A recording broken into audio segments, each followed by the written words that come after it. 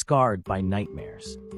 It started with an itch, a persistent tingling on my forearm that pulled me from sleep's embrace.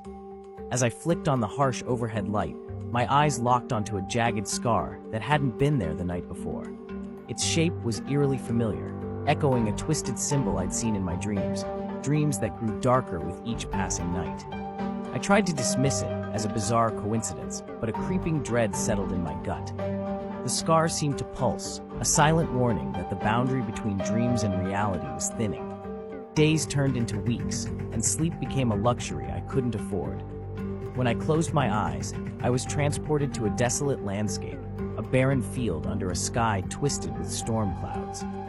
In the center stood an ancient oak tree, its gnarled branches stretching toward me like accusing fingers.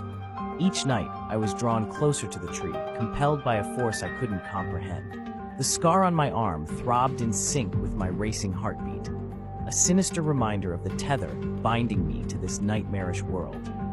Desperate for answers, I delved into forgotten lore and cryptic texts, searching for any connection between my dreams and the waking world. I discovered tales of a cursed tree, said to ensnare souls and mark them as its own. The symbol on my arm, a mark of ownership, was a brand bestowed upon the chosen, destined to feed the tree's insatiable hunger. Panic surged through me as I realized that each night I spent in its shadow brought me closer to becoming part of its twisted roots. As the line between dream and reality blurred, I found myself standing before the tree in my waking hours. The scar burned with an intensity that dropped me to my knees. Whispers filled the air, promising release from the torment if I embraced my fate. The tree's branches reached down, enveloping me in a cold embrace. In those final moments I understood, the scar was not merely a mark, it was a door.